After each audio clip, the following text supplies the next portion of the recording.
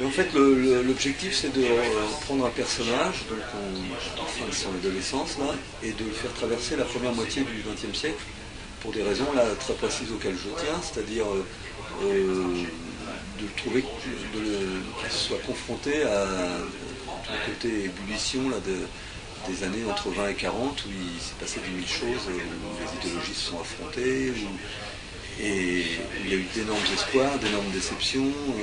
Voilà, donc tout ça pour rendre un peu hommage aux gens qui ont créé cette période-là. Ils n'ont pas seulement traversé, ils l'ont pétri et ils en ont fait quelque chose, quoi, dont on bénéficie aujourd'hui, par exemple. Et donc, voilà, l'objectif, c'était quand même celui-là. Et puis, derrière cet objectif, il y avait aussi le côté excitant de dire, je prends un personnage qui va vieillir. Puisqu'on a entre 20 et 42 ans, même graphiquement, ça va se voir. Ses copains vont vieillir aussi.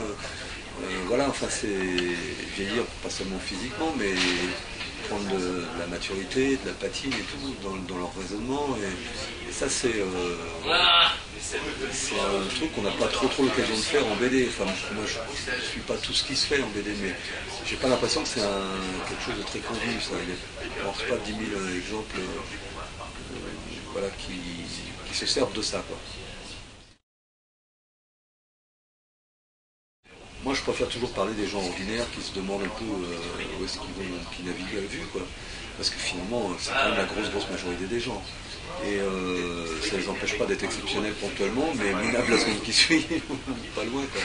Donc, voilà. J'ai toujours fait ça, en gros, hein, de prendre des gens comme tout le monde, et puis à la fois lucides et en même temps qui peuvent être un peu lâches, un peu courageux, un peu généreux, un peu je pense qu'à ma gueule, etc. Quoi. Tout le monde fonctionne quand même avec ça, quoi, plus ou moins. C'est le Bourvil de la Grande Vadrouille qui est tout le temps un héros sans le vouloir, un héros par amour, qui ne fait que suivre. Mais oui, parce qu'au début, effectivement, il pas suiveur, parce que c'est quand même lui qui décide de partir, mais après ça va quand même se densifier, c'est-à-dire ça ne sera pas pour rien qu'il va se retrouver en Espagne, par exemple. Mais ça ne sera pas non plus uniquement pour des raisons politiques. Voilà. Je pense que l'affectif est toujours mêlé à tout, quoi. Donc moi, dans mon idée, s'il y avait eu peut-être que la prise de position politique, il ne serait peut-être pas allé, tout en soutenant ça, il n'aurait peut-être pas été jusqu'à aller dans les brigades, quoi. Donc voilà, c'est toujours un peu ce truc-là que j'aime bien traiter. Ben, moi, j'avais un projet de livre de portraits de femmes, et c'est en stand-by depuis 2-3 ans. Et à chaque fois que j'y pense, je me dis, mais il faudrait vraiment que je finisse ça.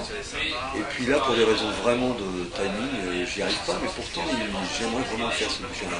Donc c'est des textes, des portraits de femmes que je connais, et avec des dessins correspondants. Et donc chaque portrait peut faire enfin graphiquement, il y a un seul texte, mais graphiquement, entre 5 et 15 dessins de la même personne.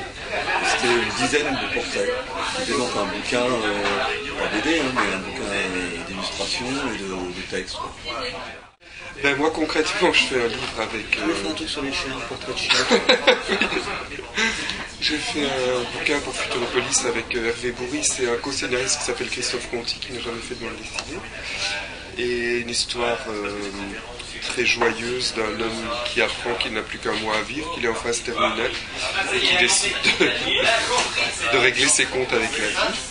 Et puis un projet personnel que j'ai commencé à écrire, enfin que j'ai recommencé à écrire, un vieux projet qui me traite dans la tête depuis 15 ans. Et donc voilà. C'est un huis clos dans un hôtel. En fait, j'avais été très frappé à l'époque, ça doit être quoi, il y a une quinzaine d'années. Je ne sais plus, est-ce que c'est, je crois que c'est Bokassa ou Amindala, je crois que c'était Bokassa, je ne sais plus, qui avait été accueilli par la France, dans le midi de la France, parce que jadis il avait eu des liens économique et affectueux avec la France. Et j'ai donc inventé une histoire où effectivement un ancien dictateur se retrouve dans un hôtel comme ça, et le pays, en l'occurrence par exemple la France, ne sait pas quoi en faire. Donc on tient dans cet hôtel sans savoir très bien qu'on a eu des relations amicales avec lui, mais en même temps c'est pas très politically correct de le garder. Donc que va-t-on en faire? Et bien sûr, la fille du dictateur tombe amoureuse Enfin, c'est plutôt un des croupiers, enfin un des garçons de l'hôtel qui tombe amoureux de la fille du dictateur. C'est une belle histoire d'amour. Ça va être sublime. J'ai l'impression. Ça, oui, là, c'est... Oh là là.